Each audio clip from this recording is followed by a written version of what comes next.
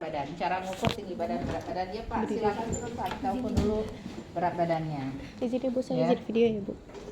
Oke, berat badannya berapa Pak? 58 ya. Oke, sekarang ngadap sini Pak. Oke. Ya Bapak ngadap sini, ini udah rusak, harusnya dia nggak naik nih. Ya, naik. Kamu nggak di bawah sini. Ini udah dikurangin, naik di atas ini karena udah dikurangin ini. Nah, oke. Nah. Ya, jadi ininya mentok di Bapak lihat ke depan, lurus. Ya, nah, oke terus. Ya, 171 di sini belum dikurangin ini ya. Oke. Nah, silakan duduk Pak, tiduran Pak. Kita akan lakukan pemeriksaan fisik dari kepala.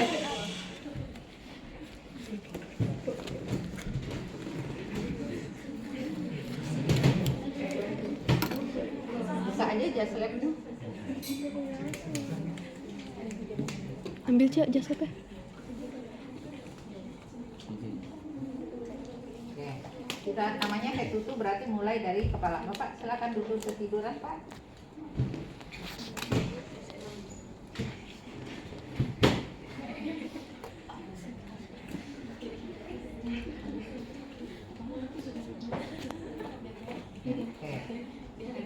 Kita akan mulai dari kepala. Di kepala itu kita lihat, ya, simetris nggak kepalanya. Orang yang benjol kepalanya kan kelihatan ya.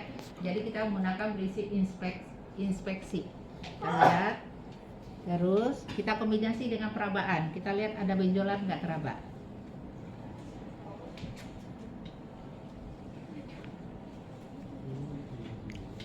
Nggak ada.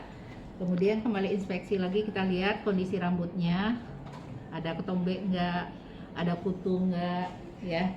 Terus kehalusannya, ya. Kemudian kondisinya, ada botak enggak, ya. Itu kita lihat secara inspeksi. Oke. Kemudian kita turun ke alis. Kita lihat alisnya antara kanan dan kiri posisinya sama enggak. Karena ada orang yang stroke, alisnya itu turun, kemudian sebelah kiri alisnya akan lebih rendah, simetris. Terus kemudian kita lihat garis mata, ya, ujung mata dengan telinga ini secara inspeksi itu harus sejajar. Kalau ternyata garis mata ini lebih tinggi dari telinga, berarti ada cacat bawaan, Down syndrome. Coba di sini ada nggak? Coba cek, jangan-jangan ada yang Down syndrome di sini. Oke, terus secara inspeksi dulu ya, mata kanan, mata kiri. Kita gunakan inspeksi dulu mata kanan, mata kiri. Ada nggak perbedaan? Sama nggak? Kan ada yang matanya kecil sebelah kiri, sebelah kanan gitu ya. Oke, terus kemudian kita lakukan palpasi, ya, di sini, ya. Oke, terus kemudian kita lakukan pemeriksaan konjungtiva. Lihat ke atas ya Pak. Tuh. Jadi meriksa konjungtiva begini. Pasien ini ngelihat ke atas, kita lihat konjungtivanya. Oke. Terus kemudian masih inspeksi. Jadi kita urut dulu, inspeksi dulu. Lihat hidung. Ya, hidungnya lubang hidung kanan kiri, nostrilnya itu sama enggak? Terus kemudian kita cek kemungkinan ada sinus atau tidak ya. Kemudian kita tekan, kita raba di sini. Pasiennya suruh narik napas dalam. Ada sakit nggak Pak? Nggak ada. Oke. Sekarang coba napas Pak. Kita rasakan alirannya. Demikian juga yang kanan. Ya, jadi kita bandingkan aliran lubang yang kiri dan kanan. Kalau dia ada septum deviasi, umpamanya di kiri ada septum deviasi, maka alirannya akan lebih lambat dibanding dengan yang sebelahnya. Ya, oke. Terus kemudian kita lihat, kita kok juga ada septum ya. Kita klarifikasi dengan adanya, kita lihat kondisi lubangnya. ya, kondisi ada rambutnya apanya gitu ya, ada pendarahan atau tidak di lubang hidungnya. Terus kemudian di bagian ini terakhir kita periksa ya. Nah, jangan meriksa pupil itu begini ya, ya. Jadi kita lihat nih, digoyang, ya. Oke. Bagaimana reaksinya? Ya, jadi di selintas. Terus kemudian kita lihat yang di mulut, ya Pak, buka mulutnya Pak. Lihat giginya, kondisi giginya ya. Ya, ada amandel apa enggak, kondisi aparatumnya kita lihat. Oke. Terus sekarang kita ini perabaan. Kita lihat telinganya. Enggak ada otoskop ya? Ada Ibu. Otoskop mana? Otoskop.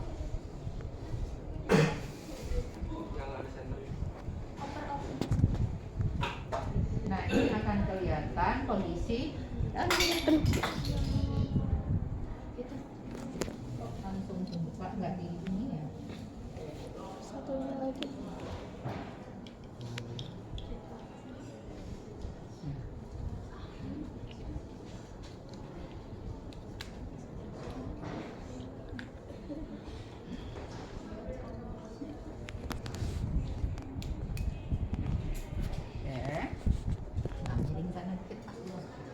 Nah, ini akan kelihatan kondisi dari liang telinganya, kafumnya itu kelihatan tuh. Kamu coba dekat, kelihatan nggak? Oke, ya, Iya. ya, bagus Pak ya. Coba sebelah lagi Pak. Oke. Nah, sekarang kita cek dengan perabaan. Ya, daerah daun telinga, ya. Kemudian kita cek ada nggak benjolan, ya. Nah, kemudian kita akan periksa sekarang ada nggak pembesaran kelenjar getah bening di telinga, di belakang telinga. Kalau ada infeksi, contohnya TB paru, seringkali di sini nih membengkak nih, membesar kelenjarnya. Terus kita ke depan raba, ada kelenjar saliva nggak membengkak ya. Terus kita turun ke sini ke trakea. Ya, nelan Pak. Nah, ini bisa ketahuan apakah tiroidnya membesar atau tidak. Maaf ya Pak, dibuka sedikit bajunya ya.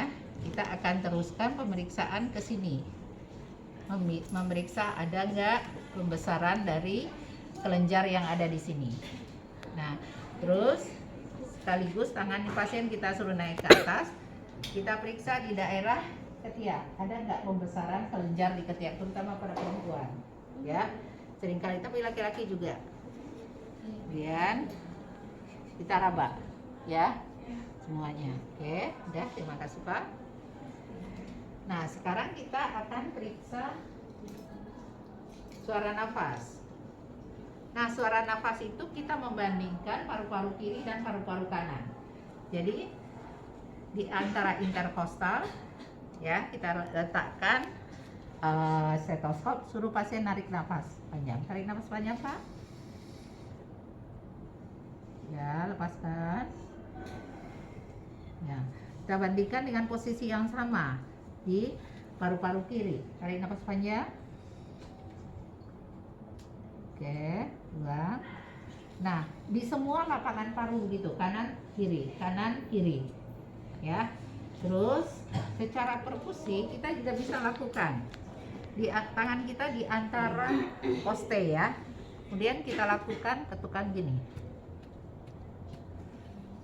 Tempat yang sama. Kemudian kita buka bajunya ya, bukan di atas baju. Oke. Sampai bawah. Ya. Nah, kalau untuk melihat ini kita juga vibrasi, kita dengarkan vibrasi dengan menyuruh pasien, ya Pak, ucapkan Pak 70 70 70. 70 70 70. Oke. Lagi 70 70 70. Oke. Sekarang kalau Bapak bisa duduk Pak. Nah, selain kita di depan, kita lakukan di belakang juga. Ada kesana dikit Pak? Ya. Oke. Nah, ya ulangi. 70, 70, 70. Ya, Aji. 70, 70. Nah, sekarang kita periksa ekspansi paru. Tangan kita begini. Ini nyatu gini ya. Nyatu ya. Tarik nafas panjang. Lepaskan. Ya, tarik nafas panjang. Lepaskan. Jelas?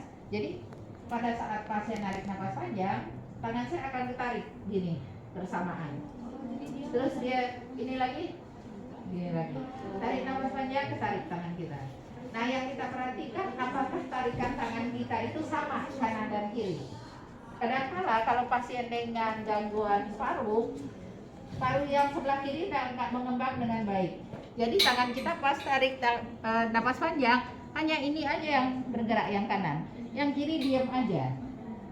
Karena parunya nggak mengembang. Ya, ini untuk mengetahui apa tadi? Ekspansi paru, seimbang nggak paru kanan dan paru kiri. Oke. Ya, tidur Pak. Oke.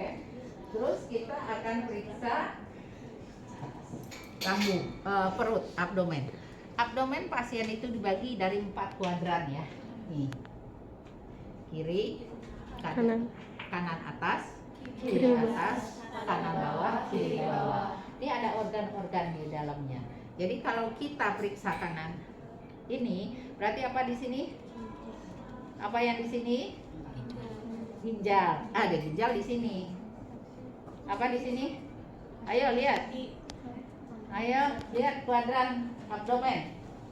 Kanan bawah apa? Apa yang kita raba? Apa yang kita berkunci? Ya, jadi kita bagi 4. Ya, sekarang yang kiri di sini pasti ada kuadran kanan atas dulu. Kita empedu, terus. Nah, biasanya kalau pasien dengan masalah empedu dia akan nyeri di sini. Biasa kita tekan begini. Sakit nggak Pak? Ya, terus, oke. Yang sebelah kiri, kuadran kiri atas. Limpa, ya, oke kita raba. Harusnya nggak teraba. Ya, teraba. Terus kemudian yang sini kiri bawah. Nah, kalau pasien mengalami konstipasi, ini biasanya di sini teraba oleh kita. Ya, nah kalau di sini kan lambung ya. Nah, kita juga mengadakan apa yang disebut tuh nyeri lepas. Pokoknya pasien dengan infeksi appendicitis akut, ya kita lakukan penekanan gini, ya pasiennya nggak sakit, begitu kita lepas pasiennya kesakitan, ya. Oke, nah ini untuk meraba daerah 4 kuadran. Terus kita juga melakukan, sebentar Pak, biar satu berdiri duduk Pak, maaf harusnya tadi sekalian. Nah, untuk meraba mengetahui ginjalnya ada masalah apa enggak, kita pegang sini, kita ketok. Sakit nggak Pak? Perkusi ini. Sakit nggak Pak? Enggak. Ya, kalau pasien yang ada masalah ginjal dia akan sakit. Ya. Oke. Nah, karena ini pemisahan head to toe, ambil boneka itu petunnya, boneka. Ya itu. Boneka bayi. Ya.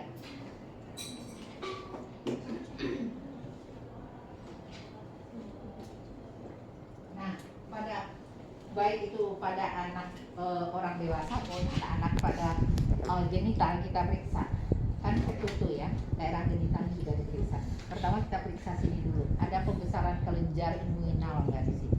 Nah, pada laki-laki ditakutkan kalau di sini membesar itu bukan pembesaran kelenjar inguinal, biasanya hernia inguinalis. Jadi, nah kita periksa ada nggak? Ya, di sini nanti kalian belajar. Kemudian pada labia mayora, labia minora itu diperiksa. Pada laki-laki dilihat preposium, dilihat testisnya, dilihat ada apa tidak, itu sampai lengkap diperiksa. Namanya juga head to toe kan. Nanti kalian pemeriksaan lengkap itu per sistem. di KNB. Nah biasa ini kayak di maternitas itu pemeriksaan sistem reproduksi. Ya, oke. Ya, terus kemudian daerah kaki. Ya, maaf. Kaki kita periksa, ya. Daerah sini, udah enggak? Ya, terus kemudian jari kakinya lengkap apa enggak? Terus kuku kaki, ya, kukunya sehat apa tidak? Itu kita periksa. Terus pakai jam itu kapilari refill-nya, makanya harus jam kalian harus punya second. Cara periksanya ini kita tekan, terus lihat kembalinya berapa lama. Kalau sudah 3 detik kita tekan, terus lihat kembalinya berapa lama. Kalau lebih dari 3 detik berarti pasien ada masalah sirkulasi. Terus di sini juga kita lihat kondisi kukunya. Ada pasien itu kukunya disebut clubbing finger. Jadi kukunya itu bengkok banget seperti ini. Biasanya pada pasien dengan PPOK, penyakit parut obstruktif kronis. Jadi ininya ini melengkung, ya. Terus pada pasien dengan penyakit jantung bawaan juga ada masalah di sini, ya. Oke. Terus ya udah, coba kakinya menjuntai di sini, Pak.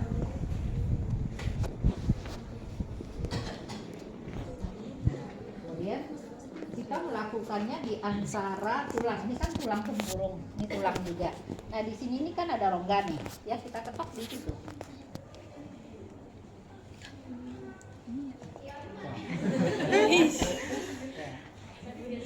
Nah ini di sini nih. Kamu teraba ya. Ini tulang, ini tulang. Nah kita di antara tulang itu. Kalau di tulangnya nggak akan apa-apa, dia diem aja tuh. Oke, ya. Oke, udah ada pertanyaan? Bisa fisik, tutup. Palpasi, perkusi, auskultasi, dan inspeksi.